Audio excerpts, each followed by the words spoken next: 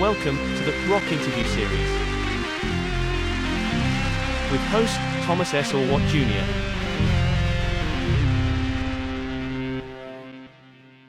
Welcome to episode number 45 of the Rock Interview series. I'm Thomas ORWAT Jr. It is February 8th, 2022, and my special guest is Marc Storace, vocalist, songwriter from the Swiss hard rock band KROKUS. Marc joined KROKUS in 1979, and over the next few years, KROKUS had become one of the most popular bands in rock music. They toured with some of the biggest names, including Def Leppard, Judas Priest, Ted Nugent, and many more. During the early to mid-'80s, KROKUS had hit singles with their songs Screaming in the Night, Midnight Maniac, Long Stick Goes Boom, and Eat the Rich. The band had become international superstars, selling over 15 million records worldwide. The classic lineup of KROKUS embarked on a farewell tour in 2019 and released their final record, Adios Amigos Live Wacken, from that tour. Currently, Marc is promoting a new solo project that he started in 2021 called Storace. Marc just released his first solo record, Live and Let Live, on February 5th, 2022. This record is amazing, musically diverse, and has some great rockers, and will appeal to any fan of KROKUS or hard rock music. What follows is an exclusive interview in which Marc talks about his new solo career, KROKUS, and much, much more. So here he is, Marc Storace. Welcome to another episode of the Rock Interview series. Today we have the legendary Marc Storace of KROKUS and also a new project called Storace. Marc, how are you doing today? I'm fine, Thomas. How are you? Oh, I'm very happy to be talking to you. You're one of my favorite lead singers of all time. I was a big KROKUS fan growing up. So, I mean, this is awesome. So we'll definitely talk a little bit about KROKUS, but to begin the interview, I'd like to talk about your most recent project, simply called Storace. You released your first record on last Friday, and it is great. It's very musically diverse, a little bit more so than KROKUS, and there's some really hard rockers on there, and there's some ballady type songs on there, and like I said, it's very musically diverse. Tell us a little bit about that and the band members that you have in your band. Well, it's to cut a long story short, the title of the album is Live and Let Live. And that's actually the title of a song which I wrote with a friend of mine who lives close by here in Basel, Switzerland, northwest Switzerland, on the border with Germany and France. And Charlie and myself did 2 years of writing 20 years back. And Live and Let Live is one of the most iconic songs from that 2-year session. And I saw the chance to use it, and it turned out to be, the arrowhead of the project. And well, the project, my solo thing was always like in the making in my head, but I never had the chance to actually go for it, and then with COVID, lockdown, boredom at home, watching films and everything, listening to music, and but from the creative side, I thought, well, now's the time to go for it, and here we are. Yeah, that track, the first single, Live and Let Live, there is some amazing guitar work in that. I mean, right from the very beginning of the song, there's some, like I said, some great guitar work in it. It just, what a great leadoff track.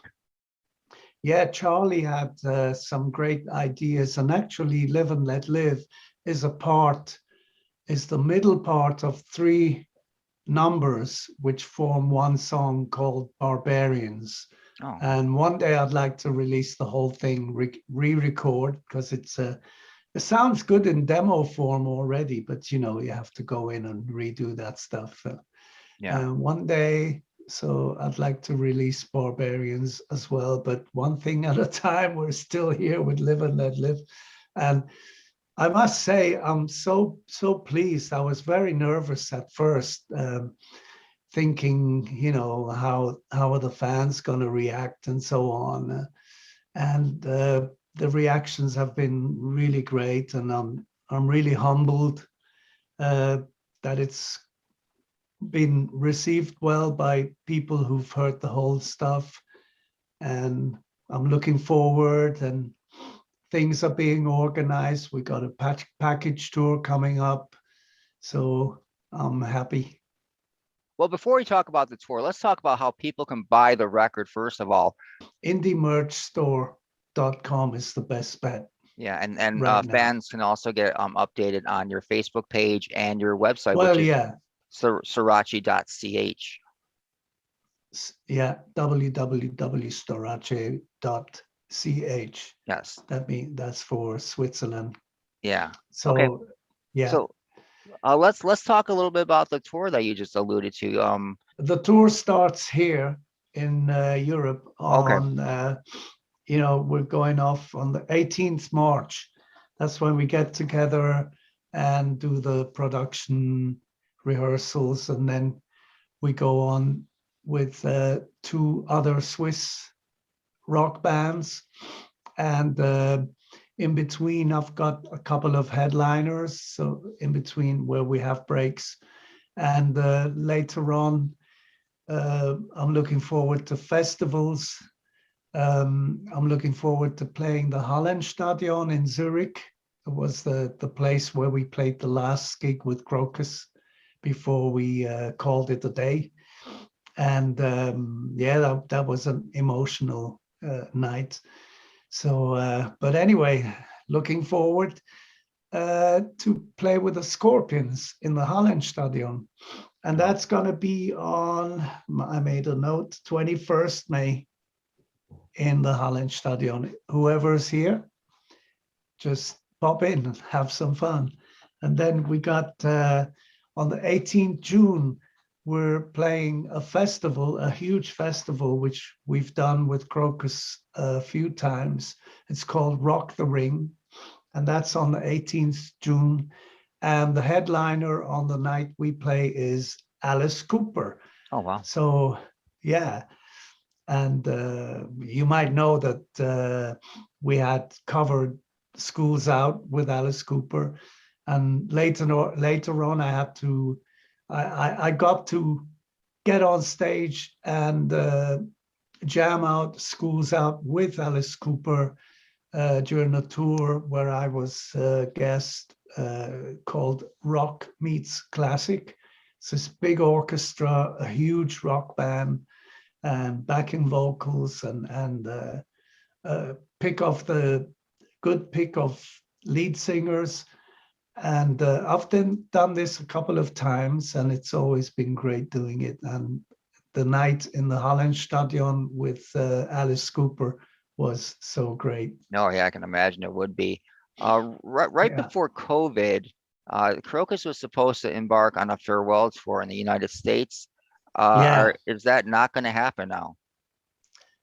I'm afraid not. It doesn't look so at all. I had hopes, and I answered everybody that asked always that I'm still hoping, but I've given up hope now.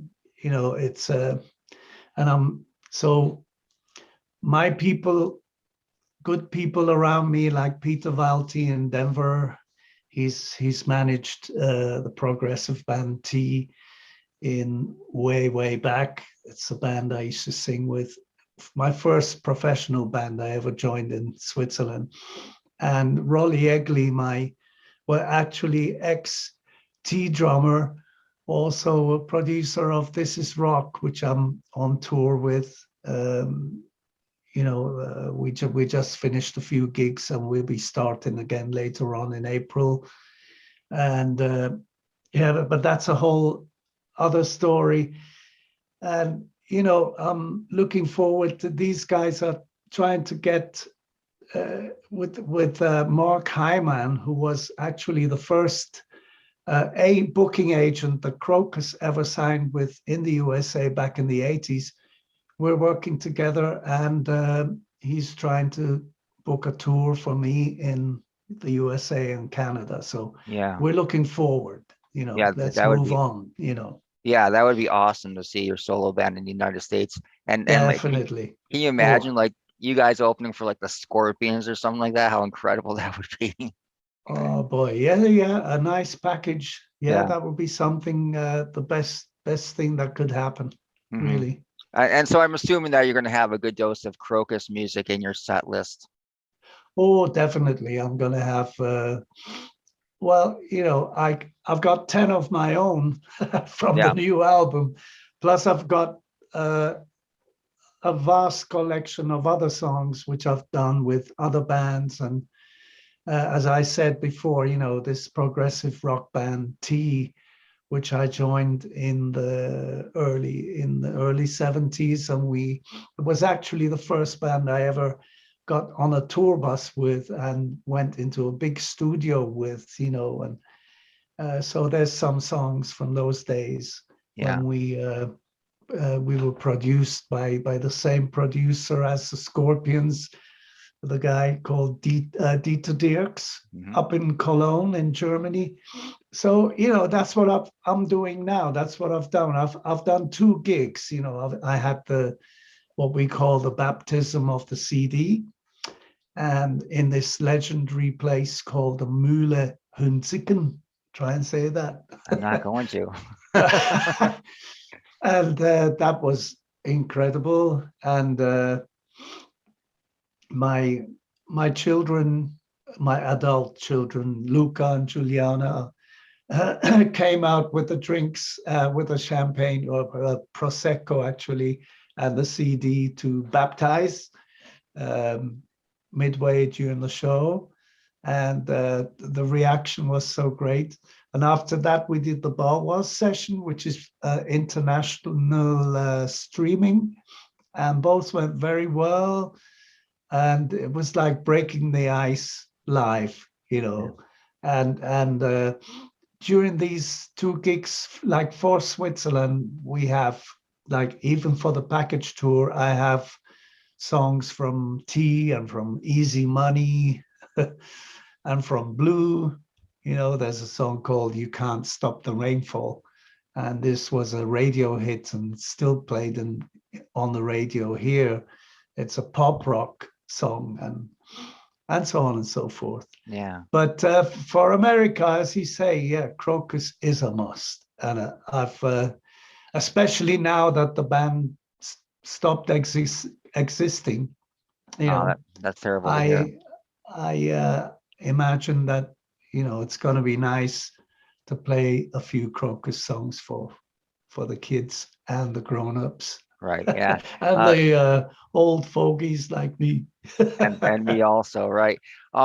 Interestingly, the band you mentioned, T, a lot of people. I mean, myself, I was a big Crocus fan, and wasn't just until recently that I, discovered that you were in a band before Crocus, a very successful band, and called T. And you guys actually play some amazing gigs overseas and well in Europe. You guys opened for Queen, correct? You toured with Yeah, Queen. What was yeah, that like, touring with them? that was incredible. It was like being hit by a hurricane all in your face. They were really extrovert. Freddie Mercury looked so huge on stage. I mean, with those, we wore platform shoes, like in the Slade kind of. Well, everybody did in the 60s, late 70s, and it's amazing they wore the white gowns. It was Sheer Heart Attack, and they had just played in London and Melody Maker, these magazines like big newspapers, and Sounds, and New Musical Express, and Kerrang didn't exist yet. They were just full of Queen, and we were like opening for them, and was like a big we were so thankful because we learned from the energy that came off stage, and the musicianship and everything, the songwriting. It was like it blew us away. It was nice. I watched every sound check. That is incredible. And another interesting thing about T is that the band Crocus once opened for T. Well, before yeah, you're in the band, before you're in the band. yeah. We reached a point where we had done 3 albums and 3 big tours, international tours. So we were really avant-garde of the Swiss music scene and pioneers actually in those days. So we won a lot of respect, with the Swiss fans, and it was nice to see a band like Crocus come up, and they had this guitar player, Tommy Kiefer, God rest his soul, who he blew me away, when these guys opened for us, and we were on the last tour, and so yeah, after that, I mean, after the gigs, every night I would party with them. I'm that kind of guy who likes to socialize until early hours if there's no gig the next day, especially. And then I left Switzerland, went back to London, and started a band called Easy Money. We had other names before, but towards the end we were called Easy Money, and we wrote several songs, but only one came out on an album called Metal for Mothers Volume 2, and that's called Telephone Man. And that's a hard-hitting song, amazing. When I listen back to it today, I said, God, how could I sing so high? It was amazing. So it's tuned down, but I'm forgiven at my age.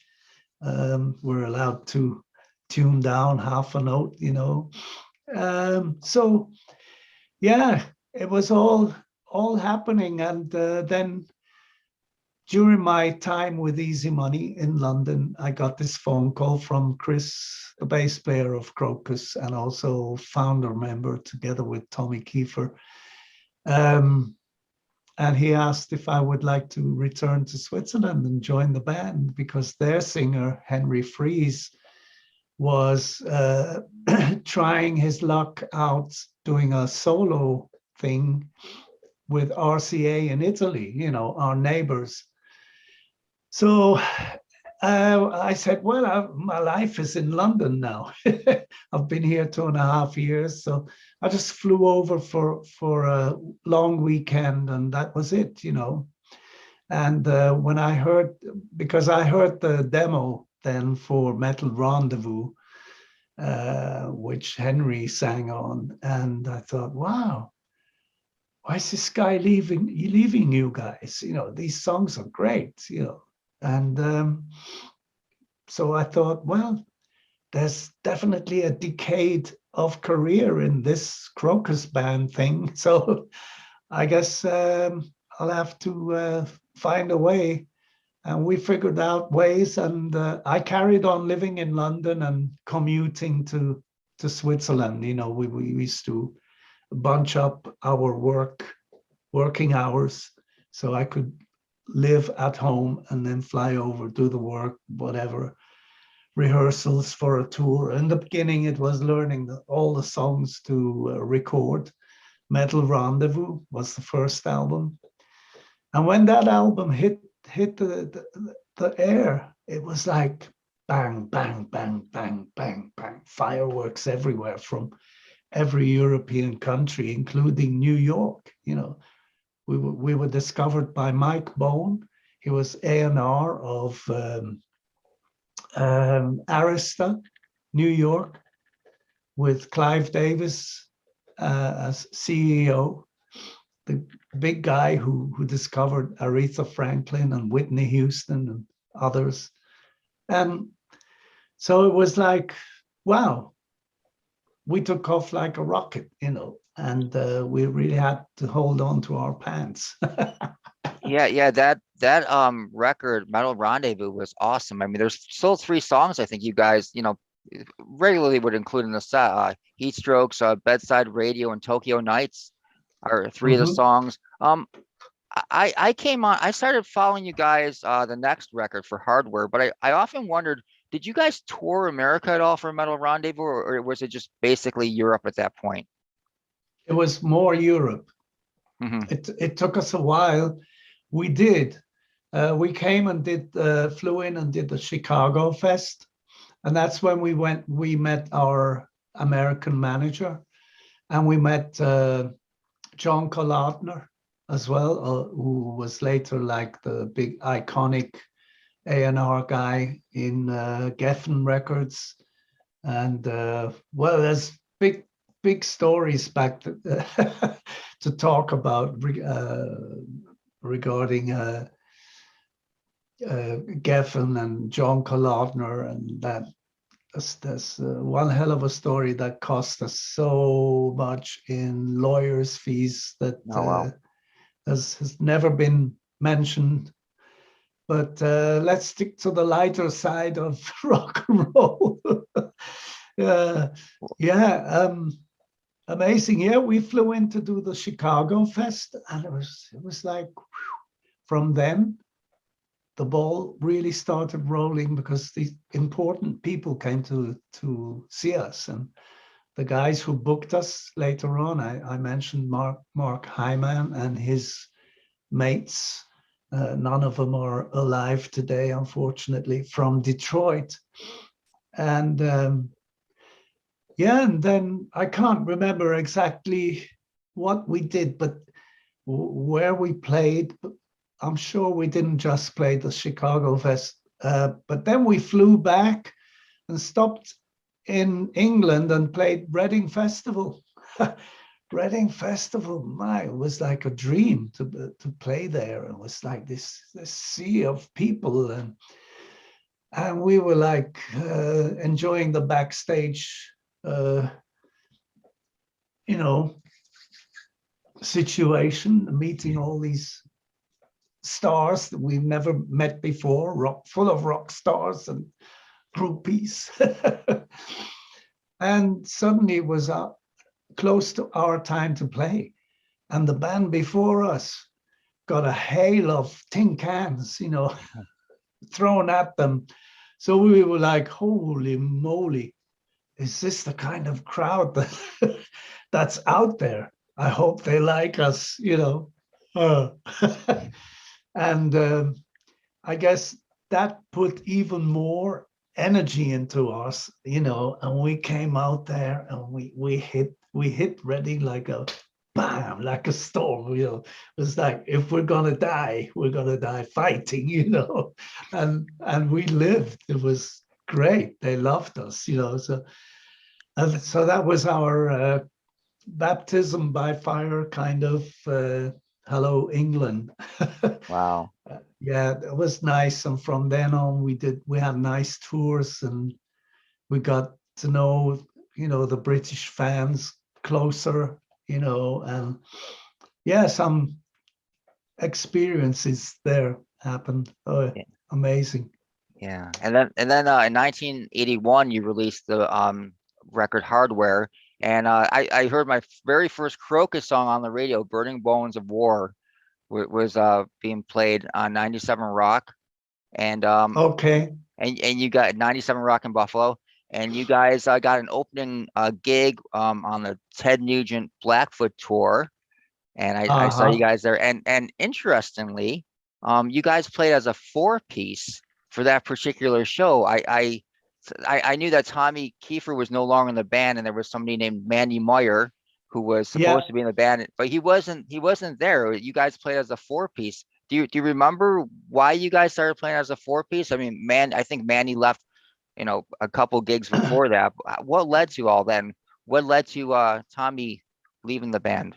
Yeah, we were actually in an awkward situation because of Tommy's condition and his drug addiction, and he was not coping with the pace of the tour and the rising success, the rising star of Crocus. And we were like, come on, Tommy, hey, this is our career. Go for it. Come on. We tried everything, especially Chris and Fernando, who knew him like since ages. They're all from the same town in Switzerland called Solothurn. You know, they grew up together, and you know, so yeah. And then we came to, you know, the nitty gritty. You know, we played Loch Lomond Festival, and I think Saxon was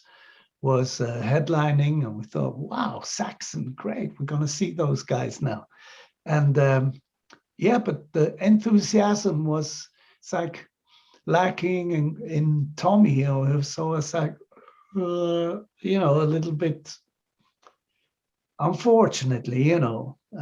And so we had to part, you know, we had to part our ways, because we started the tour in the USA, and then we lost him on one of the you know, when we stopped to, you know, the motorway stops, you know, truck stops. Yeah. Oh shit. I'm speaking Swiss German every day, you know, so sometimes I get blackouts. And I mean, it's happened to me, you know, being left behind on a truck stop, but let's not get into that one. But so anyway, yeah, then we decided we can move faster and be more efficient, and we can even hit hard as a 4-piece than having to drag someone along who's not coping. And, you know, it's like, you know, being, I don't know, at war, if you like, and you're a platoon or something, and you got these wounded guys. The best thing is you leave them in a tent with someone to look after them and make them and heal them, and you go off and do your job alone. Otherwise, you're going to get mowed down. And that's how it is, you know. We saw our work is like, it's not because we don't like other bands. We're fans of other bands. We're fans of every headliner we played with and stuff. But it's like morale, you know, in the dressing room. Okay, get together and you say, okay, we're gonna blow them away. You know, we're gonna kick ass. Oh, all this kind of stuff, you know. And it's like what football teams do and everyone else in sport, you know. So yeah, then for a while we toured as a 4-piece until Mandy Meyer. He was young. Mandy was only 19, I guess, when he joined Crocus, and but he knew the ropes, and he was a good-looking,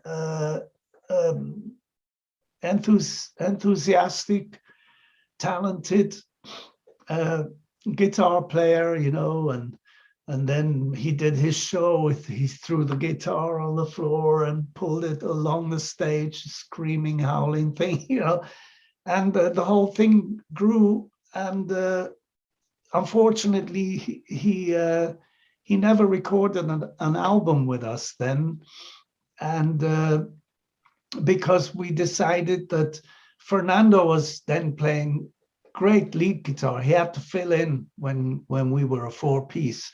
And during that time, he evolved so fast. He was like playing, he became another persona, you know, he took on another character and stuff. And so having 2 lead guitarists was starting to rub. So we decided, well, they knew Mark Kohler was one of Fernando's guitar students, you know.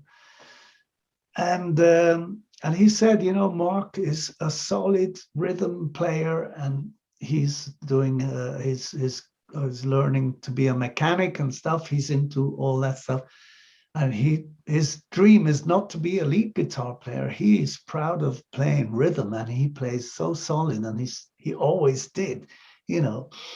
And we took on Mark and never let go of him, you know.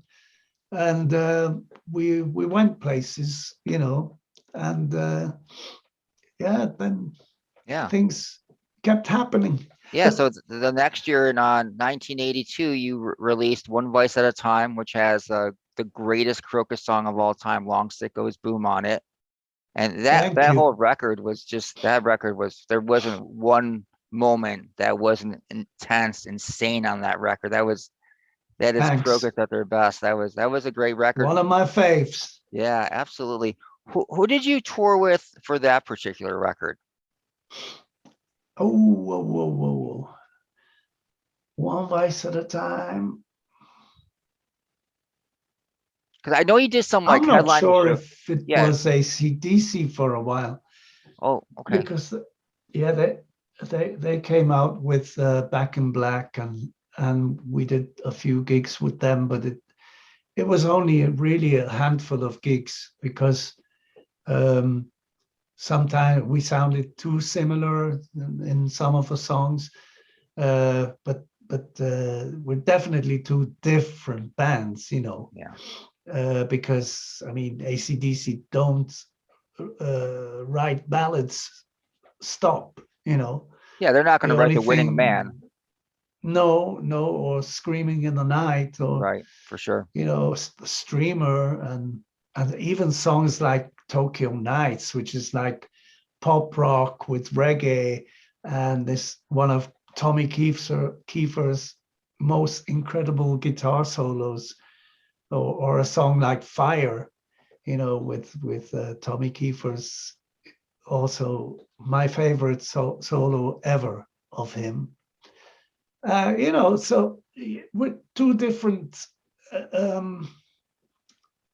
songwriting,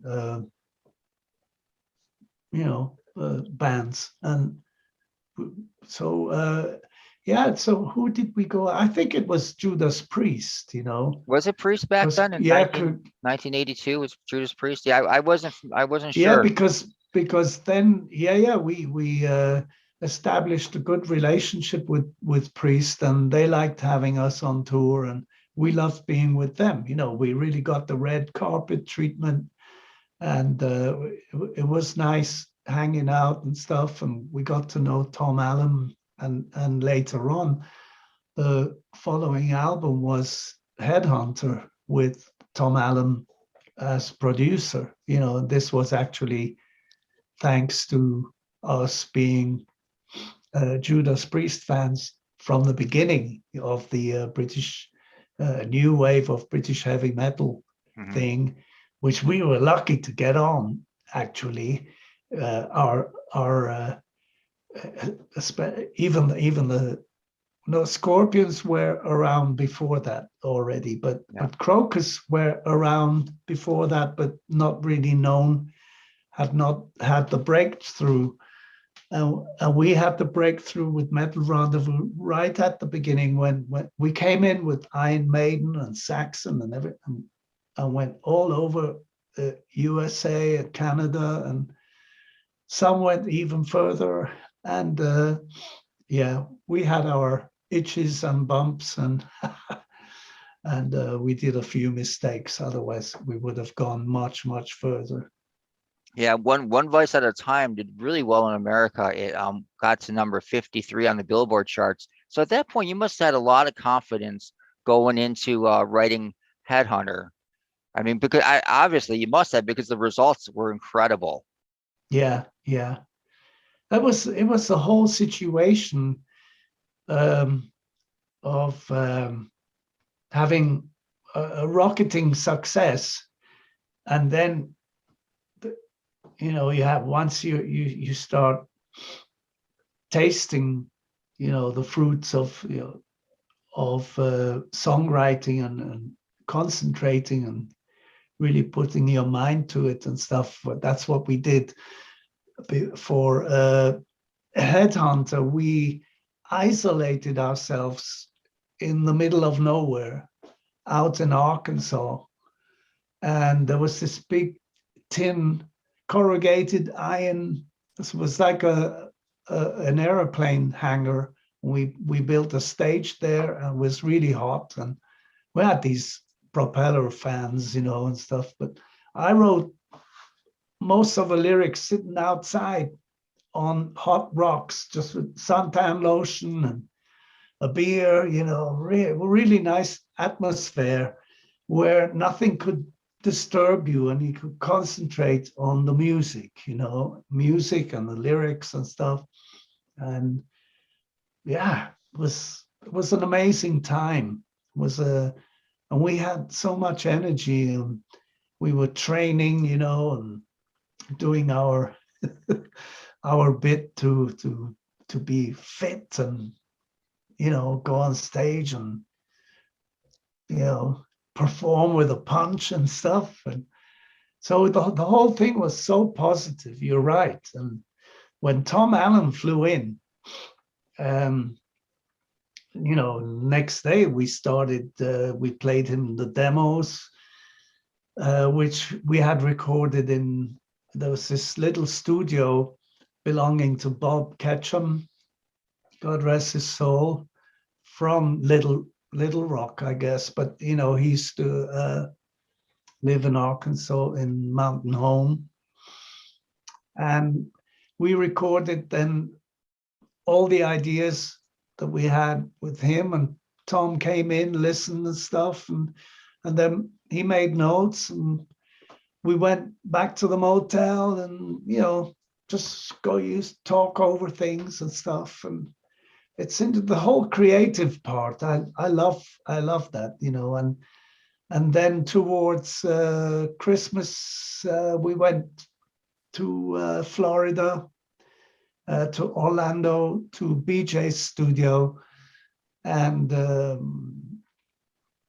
we recorded Headhunter, and this was done in an old school way, with analog desk, the big long desk, and the Studer tape machine with 32 track or whatever, in those days was the more tracks you had, it was like so and the huge studio out there behind the glass, and where you had the drums set up, and then all these little compartments with glass, and everyone was like in his own little world, and we joined through headphones, and we went through all the songs, and I guess 5 of the songs on Headhunter were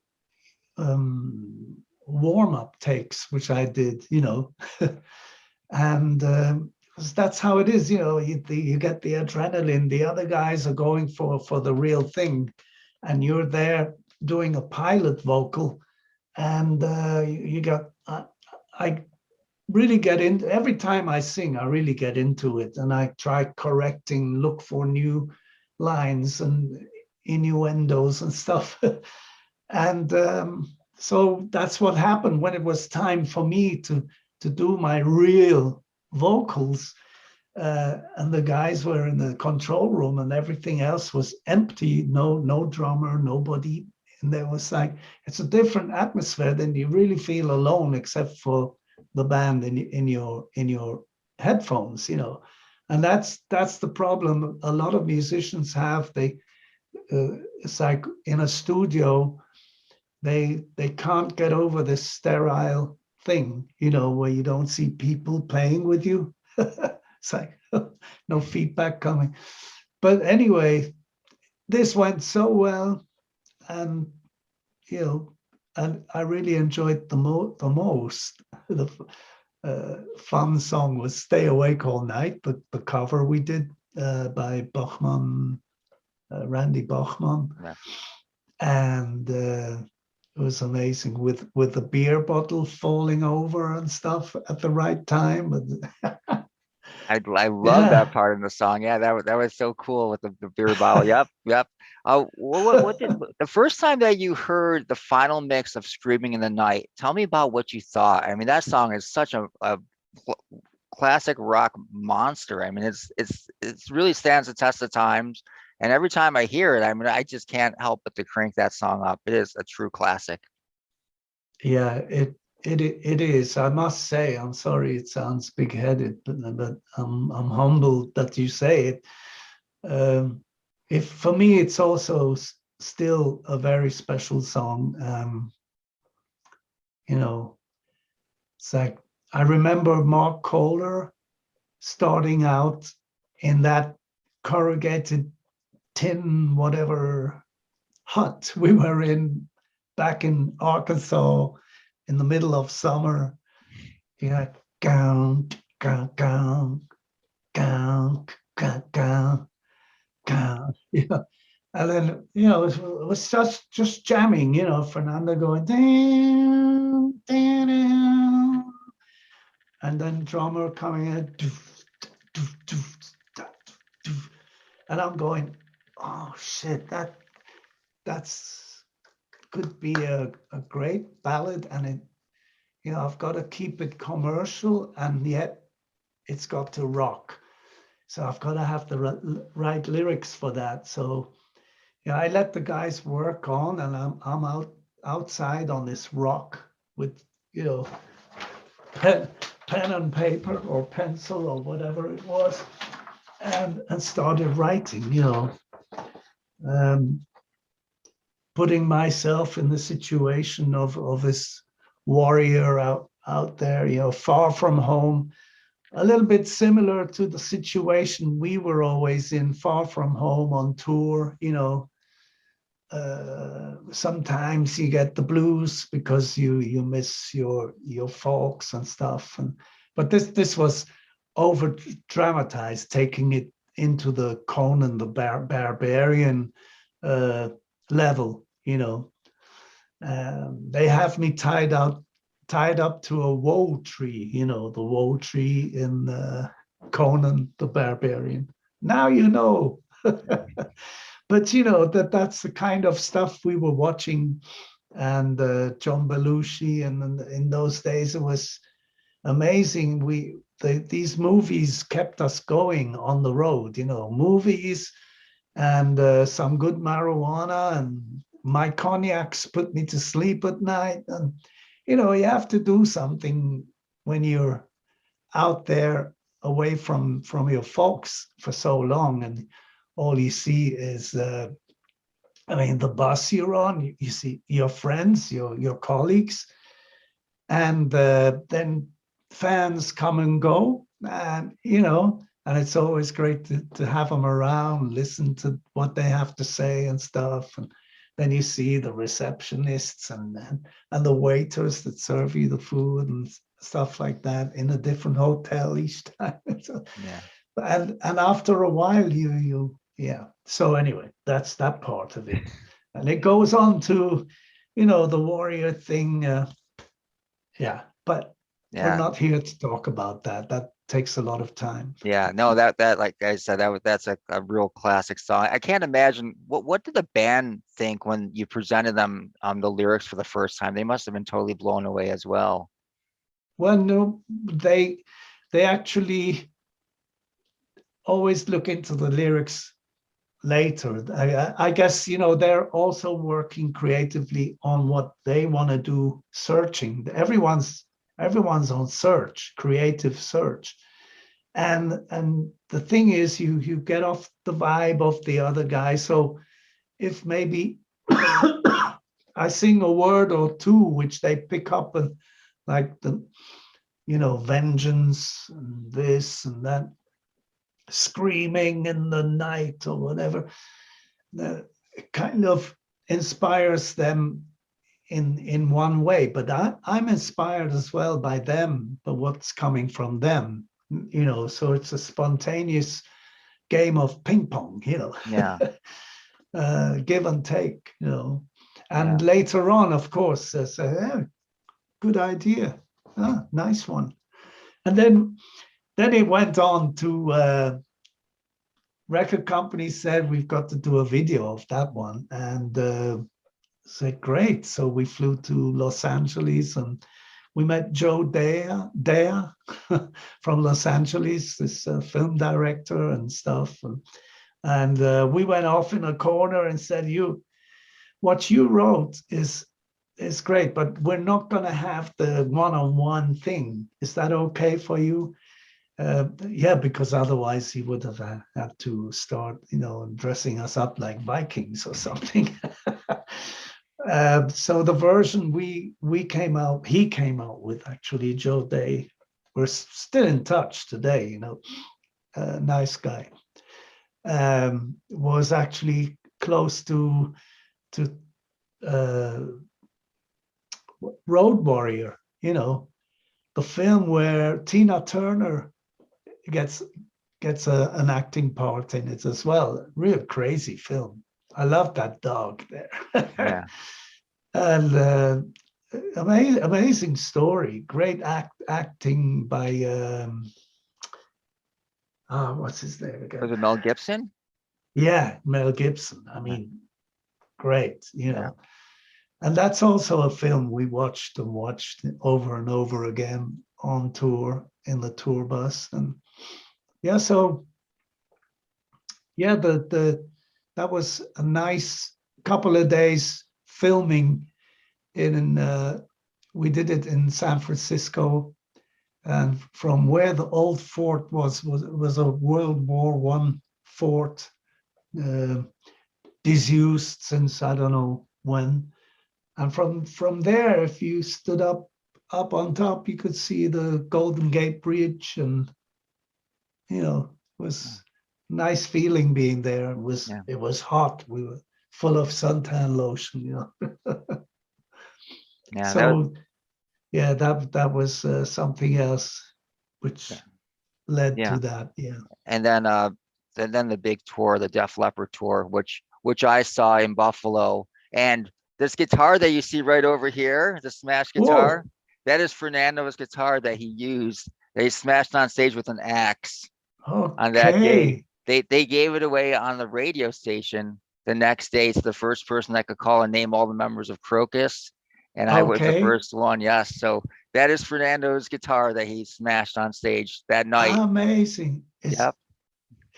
That's not a hammer, is it? No. No, it's just one of those. I don't think he actually would break a hammer. No. It was just this. It's a Fender Stratocaster, but a copy of it, obviously. And yeah. We have these things made in Japan, and you know, you can't kill a real Strat, you know. And I was really disappointed because when I picked up the guitar, I was like, wait, where's the Fender Stratocaster logo on this? What's going on here?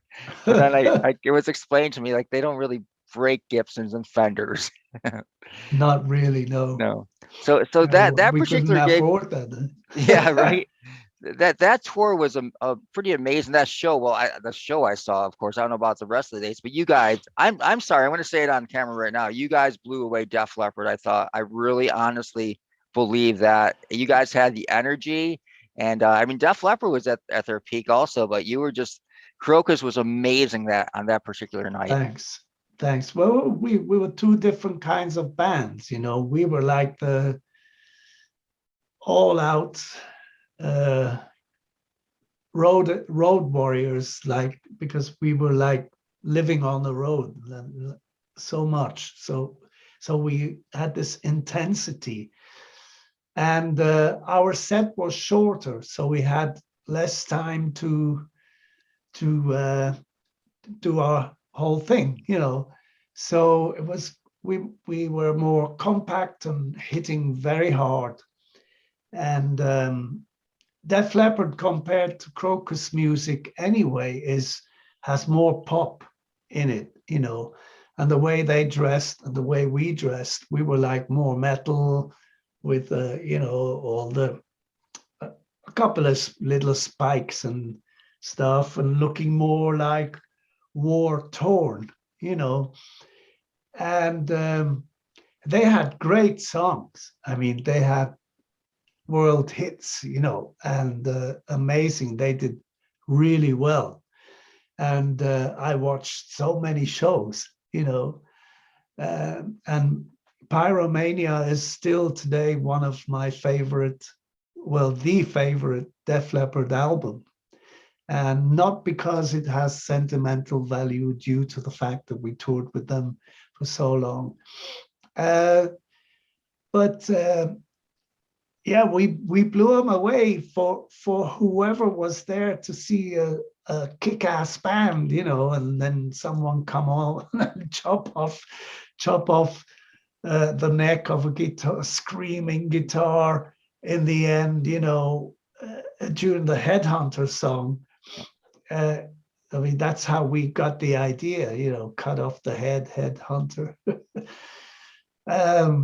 It was like amazing, yeah, definitely very intense. And that's all I can say, Yeah. And there a situation or some situations that led to you guys being kicked off that tour later on.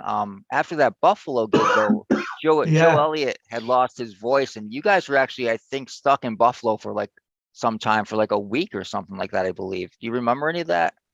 Yeah, that was actually something which did me good. Excuse me. Yes. Because I think we were coming through to Buffalo through Toronto. Right. And I'm not sure if it was a headliner show we did alone, or if I think we were alone there. And I took one of my flying leaps, in where I come from Kohler's side, one step on the drum riser, thrust into the air, split the legs and come down and carry on singing. But that day, the stage was shorter, not so wide towards the front. And there was an orchestra pit down there, so really high, at least a story high. So I forgot about that during the whole, you have this rush of adrenaline, and you feel like you can put your fist through a wall because you're so full of adrenaline. And I took the flying leap, and so before I came down that I was like going to be too close to the edge, down by the water.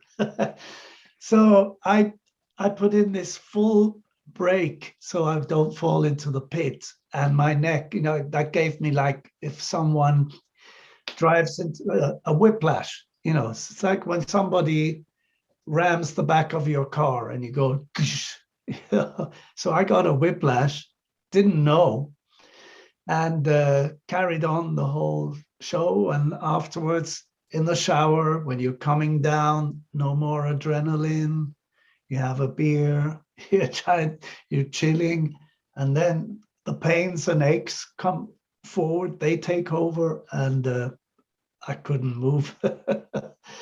And so I was seeing all kinds of people. First thing I saw a sport therapist, and he showed me a skeleton and everything, got into all that stuff, started with massage and even electro shocks, and so then we came to Buffalo, and I had to see another doctor, I carried on for the rest of a tour, visiting people for massages and stuff. But I didn't want to throw in the towel. I wanted, this was so great, Yeah. And when, as I said, when the adrenaline hits you, then you don't feel pain. So, but I carried on, and yeah, and it was one of the best tours in our lives with Def Leppard. And yeah, as you said before, we then had a bit of a squabble, and our manager lost it, and there was a fight with their manager, and unfortunately we got thrown off the tour. And so many years later, back in 2019, recently, we were playing before Def Leppard again for the first time. It was in Sweden Rock Festival, up in Sweden, of course. And I made it a point to meet up with Joe Elliott. I met Phil Collin. I told him I definitely have to talk to Joe, and because I want to apologize for what happened then, This was like I don't know, 35 years ago. Almost, yeah, yeah. And that's what Joe said. He said, "Oh, that's water under the bridge, Mark. It's okay." I said, "It's not okay for me. I still have this bit of a guilt thing, because when our managers went flying at each other and stuff, and I shouldn't have listened to his advice actually and walk over the white lines which were on the stage, But such was life back then, rebellious, and you see how things change. We met in 2019 and we were having a beer together, and it's all buried hatchets now, and that's how I hope it's going to stay with everyone else.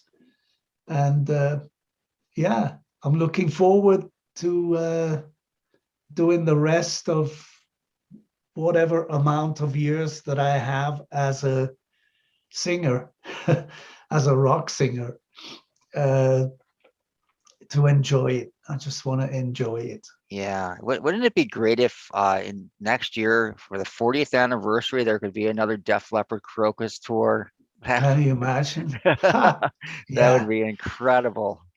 Yeah, but Crocus is, I don't know. Crocus is a difficult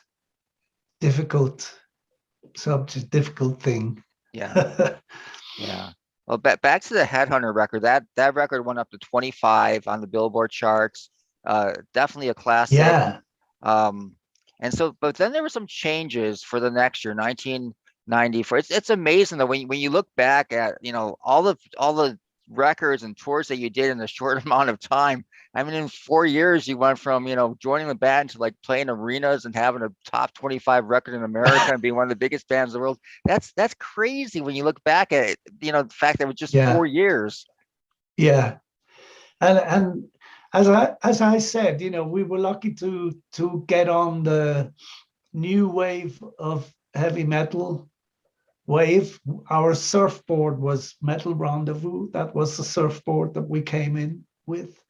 And we were accepted by the whole scene, international, because, after all, Crocus is one of Switzerland's one and only Swiss hard rock band that ever made it that far, with a Maltese singer. I'm a guy who was born and raised on a little island in the Mediterranean that has absolutely no international rock stars so, and there's no record companies there. It's too small. The amount of CDs you can sell is limited, and you can't go on big tours and stuff. And that's the reason why I left in the first place and ended up in Switzerland, because it was a nice atmosphere, some great musicians, and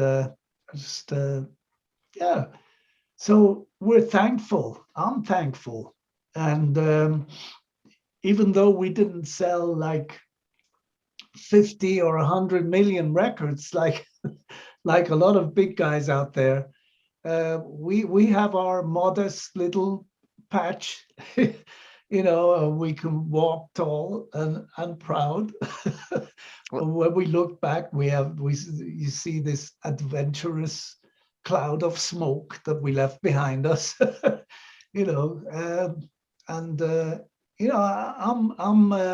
actually working on a biography of my career, and it's being filmed.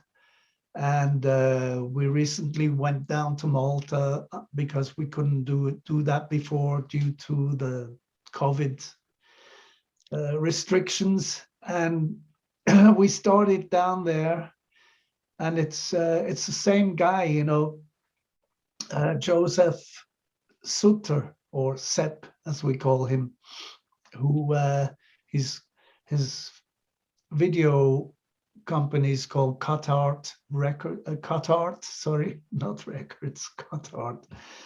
and yeah, we we decided to do this like a few years back, but then come COVID, we had to stop. So he's already got a lot of material from 2019, which was the last KROKUS tour. Yeah. Oh, that's going to be And incredible. yeah, and there's a lot of stuff coming up. You know, we're gonna do some filming when I tour the USA and Canada. Hopefully, still praying that everything comes together well. It looks like COVID and Omicron are slowly, abating. Yes. Thank God. Thank God is And right. let's hope it stays that way and they disappear forever. And we can start jetting around and touring again like we used to do before. And yeah. And let me add one more like thing in there, kind of a negative thing, but it's something that's on, I think, everyone's mind, is this whole like situation with Russia and the Ukraine. Very scary stuff. I mean, I this could like It's escalate. serious. This could escalate into like a World War III. What are your thoughts on this? I mean, you being from like Switzerland, which is usually neutral. I mean, it's be interesting to Yeah, hear what you think. we're neutral. I think it's good to be neutral because you can be more objective about things. You when you're neutral, you don't want to take sides. You want to try to seek the truth. And of course, yeah, Ukraine was a part of Russia and all that, but I think the majority don't want to be joined. So being democratic, I think that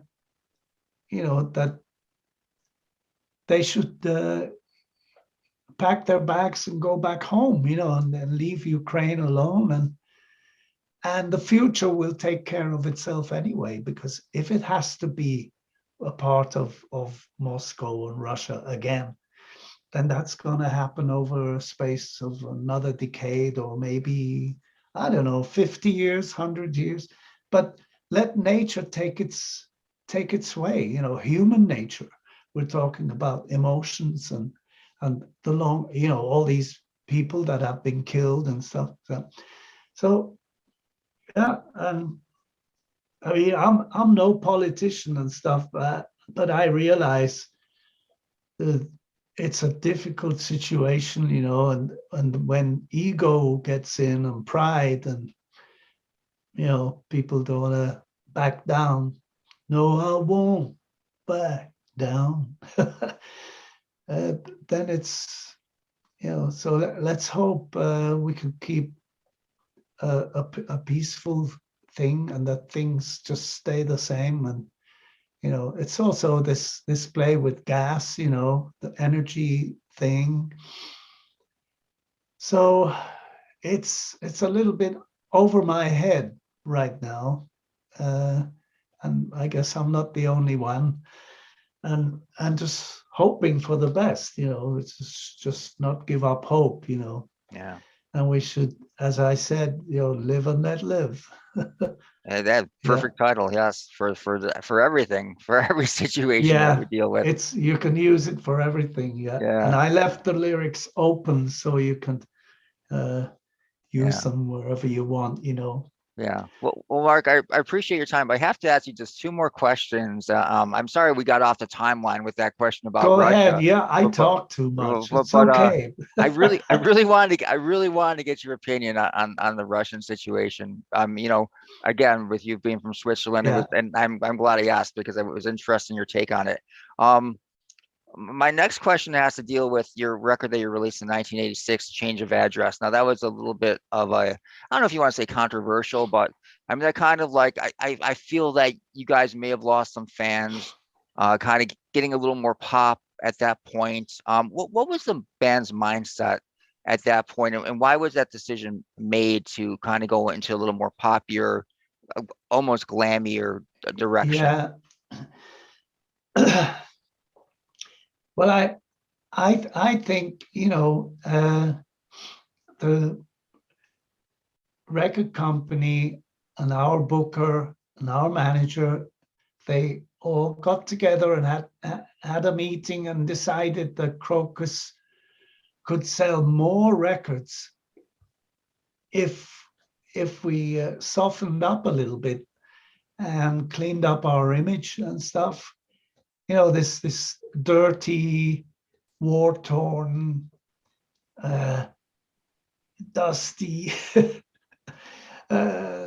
wild, really wild look that we had, and come down and be more middle of the road, if you like, and and we would attract more girls that way and sell more records because girls bought more records than boys and stuff. So it was this, like, I don't know if algorithms existed in those days, but it was this kind of stuff, happening where cold decisions, which really sent Chris Von Rohr, founder, member, bass player, and actually also a driving force in Crocus for many years, and he went totally against it, and it was like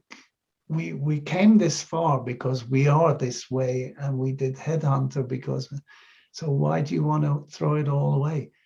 And it was like,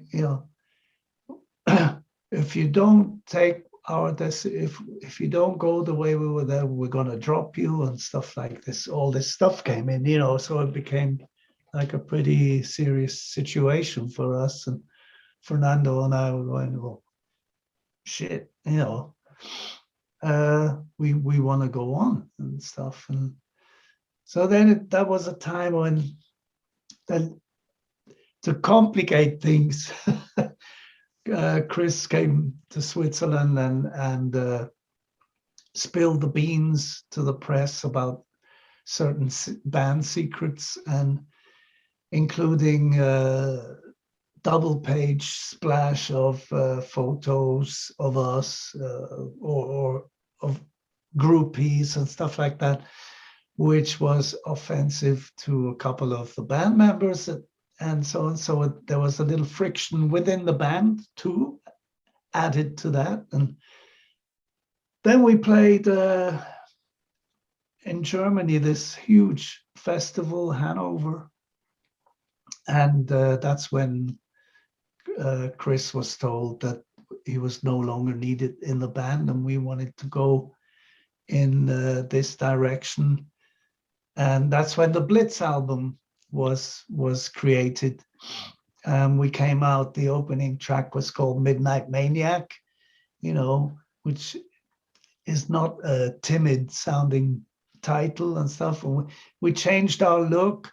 We were wearing a little bit more, we kind of became more flash, Yeah. if you like, colorful. And so, but times change, and you can't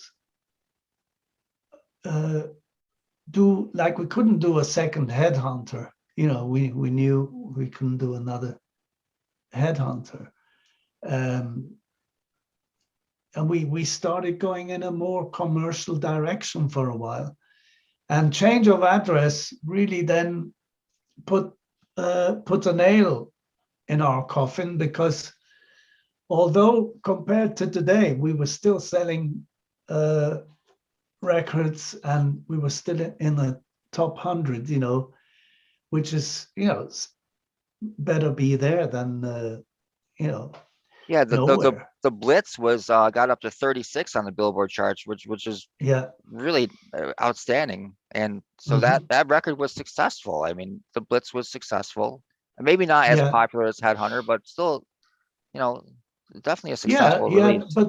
But I understand the fans that were turned off by there not being the heaviness and brutality of Headhunter and other records. The the bombastic riffs and stuff that Fernando was writing in the older days. And we were going for a little bit more technical stuff and a little bit more light.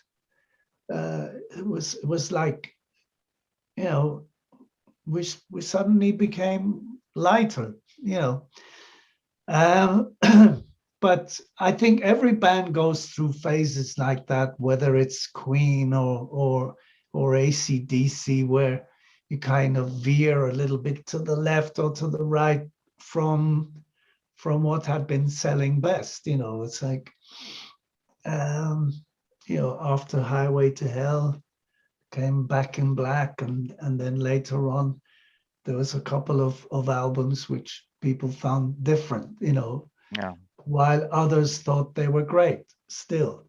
And it's the same with us. There are some fans that say they love the Blitz, and they love even Change of Address.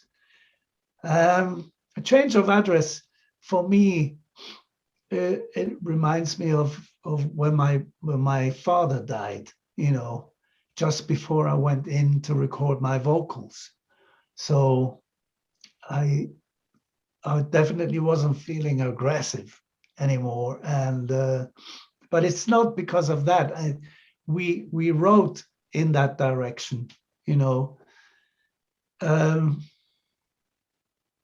It's just the way it came out, that's and then we decided to rejoin forces with Chris and try to like hitch up with what we left behind, go back to even further than Headhunter, go back to Hardware and One Vice at a Time.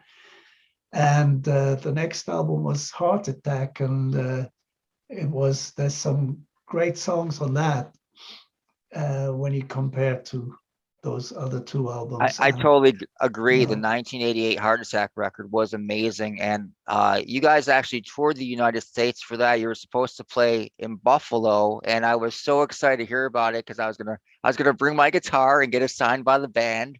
And you guys Yeah. ended up playing like a week earlier than you were supposed to, and Yeah, unannounced, and it was heartbreaking when I found out that you guys had played the week before you were actually scheduled to play. There was some kind of mix up. And Oh. I don't know if you remember this, but I don't remember yeah, that you guys story, actually no. played Buffalo like a week before you were supposed to. And you played the gig anyways. Amazing. Yeah, cool. Yeah. So, but that was a great record, and I really thought when I heard it, I thought, yeah, you guys are back. I mean, you guys are gonna kick ass again, and this is, Crocus Part 2, and you guys are gonna go back to playing big gigs and selling tons of records. And what happened? Why didn't that happen? You were on a new record label. You were on MCA. That was a new label, so that might have been part of it, maybe. Yeah, because I guess it's all the reason why it went that way is because we missed the bandwagon, or because there was another kind of bandwagon around called grunge. But I don't want to put it all on grunge. I think, it was like the glam rock era that we went through didn't do good. Like, I'm talking about all bands in the from the glam rock scene. When grunge came, it was because the simplicity came back, and it was like, smells like Teen Spirit, it's like the real thing, back to street clothes and the way, it's not, nothing's overproduced, nothing, the look, not the music, not the lyrics, everything's really raw. And that's what happens. Like, the wheel turns round and round, and after all, there is a fashion aspect in music as well. So our stuff started to go out of fashion. I guess that's all you could say. And we came up with a nice pair of shoes, if you like, but they weren't in fashion anymore. Yeah. That's a good way of putting it. You know what I mean? Yeah. So nobody went after the snakeskin boots anymore. they wanted flip flops. You know what I mean? Yeah. How else can I say it so people understand? Because musically, there's another way of putting it, you know. But yeah, it wasn't the riffs anymore. So this is 1988. You released the record. It didn't work out. You left the band, but then Crocus got back together with the main members, with Fernando and Chris and you and Mark, and you guys kind of really finished on a high note. Yeah. You got back together, released Hoodoo and Dirty Dynamite. Great back to basic Crocus records. And you guys ended your career on a high note with Crocus. You really did a very respectable career. Band with great songs, and you really gave your fans, you know, every like cent that they put into the band. They got their money's worth. Yeah, and as you know, especially live, you know, you have so many albums behind you, and you have actually, in German we say the Qual der Wahl, you know, the pain of the choice, having too many songs to choose from for the set list, because you can only play an hour and a half at the most, too, you know. So we added new songs from the Hoodoo album and Dirty Dynamite, and you know, I think we had a new kind of bedside radio in the song Hoodoo. You know, Mama was a hoodoo woman, Papa was a hoodoo band.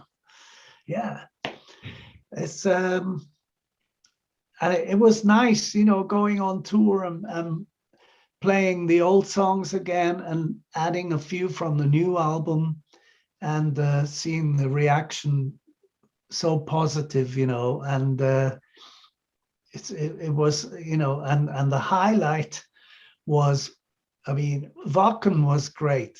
You know, Wacken we did in 2019, but that whole year was amazing. You know, we started in Sweden, and we did all of Europe, and we were supposed to carry on, but you know, COVID came, but we ended on a good note with a sold out Hallenstadion, which is like the rock temple, the holy grail of Swiss rock music.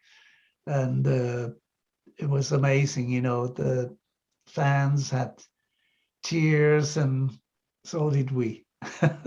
Yeah. It's gonna be great to hear some of those Crocus songs again when you tour with Storace. I can't wait to see this, a great record again, the Storace record. I can't recommend it enough for everybody watching this. If you're a Crocus fan, you have to get this record. It's great. So Mark, the last question you're welcome. The last question I have for you, I have to ask you a question about AC/DC, of course. And I always wondered, how close did you come to replacing Brian Johnson when he had to leave the band? I mean, there's a lot of talk about, you know, your name came up like right away. Yeah, and I'll tell you, with being a fan of AC/DC and a fan of Crocus, I mean, that would have been a dream gig for me to see you front AC/DC. So did it come close at all, them recruiting you, or was it just talk or rumor? What was it? I mean, I never got the phone call or anything like that. I mean, it didn't get that close at all. And, you know, I think if I was in their shoes, you know, you have to, for these things, you have these stadiums booked and everything, and it has to happen fast. And, you know, so, and Axel, you know, is a lead singer of a huge band that sell out stadiums themselves, which is, you know, compared to the level I had reached with Crocus, is like up there, So we're looking at economics and thinking in a business way. Plus he can hit the high notes, and he looks cool, walks around, does his thing. Maybe they already had a relationship, knew each other before, I don't know. But I think, well, in the bottom line, it's facts and figures and budgets, and I don't know, the economy rules, and if they wanted to have somebody who sounds closer to Bon Scott than Axl, then I would have fit perfectly, but I guess that's not what they wanted, but it's okay for me. Yeah, I was never a fan of Axl being with AC/DC. I mean, I understand, they needed a named person, but you would have been the perfect fit, not just for the Bon Scott songs, but also the Brian Johnson songs too. And I think that would have been absolutely amazing. If they would have asked you, would you have said yes? Well, it would have been a hell of a tight job, timing wise. But I would have given it a try, a good try. That's for sure. I would have put everything into it, and I know that Crocus wouldn't have been mad at me if I, did these, filled in the gaps for a band that they respect so much. We all do. Absolutely. All right. Well, Mark, that's all I have for you. And again, thank you so much for your time, and congratulations on the great record. And I can't wait to see you guys when you play in, well, hopefully Buffalo, New York. But if I have to travel for this, I definitely will get in my car and drive to see wherever you're playing near Buffalo. I'll be there. Let's hope. All right. Yes. Thanks a lot. Nice talking to you, Thomas.